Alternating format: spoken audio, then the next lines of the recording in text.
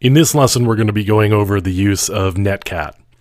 Now, Netcat is a command line utility that is used to read from or write to the network. And it actually gets its name from the command line utility cat, which cat can be used to read from files or write to files. And cat was actually short for concatenate, and it was used to combine files together. But if you don't have multiple files, it acts similarly. So what I'm actually doing here is I'm concatenating this particular file to the screen, since I haven't provided a file name to send it out to. So Netcat works similarly. I am actually going to read from the network, or I could write to the network as well. And the first thing I want to do is I want to write to the network.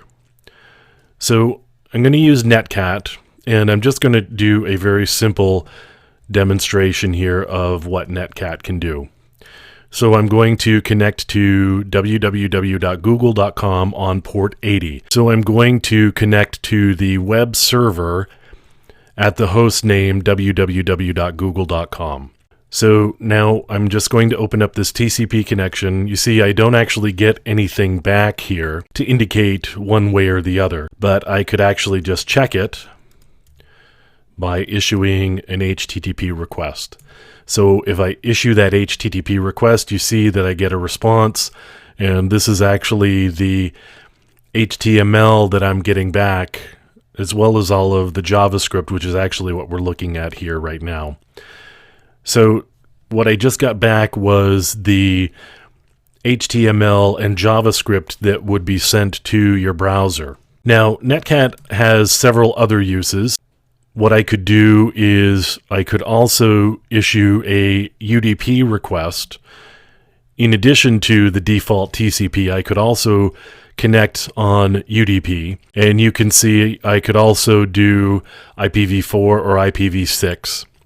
Now, one of the other interesting things that I can do with Netcat is I could actually set it up to be a listener. So I've got a listener here, and I'm going to say listen on localhost, which is the loopback address.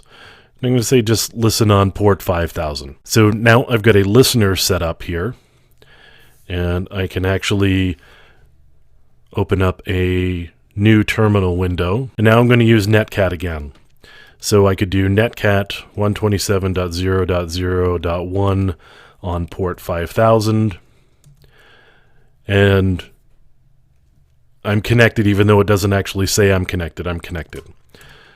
So you can see what I type in the window on my client side is actually being reflected on what's effectively a server side here. So anything I type in the client window shows up in the server window.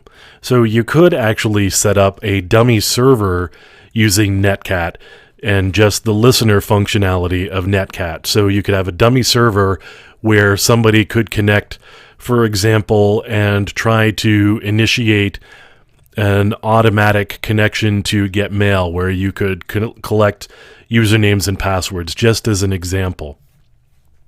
So there are a lot of different things that I can do with Netcat, and it gives me the ability to do manual manipulation of the server and the protocols that you're talking to the server with. Now, in a subsequent lesson, we'll talk about doing that manual manipulation and the different things you can do to check protocols, and that would be using Netcat. But this is just the basics of using Netcat to connect and to listen.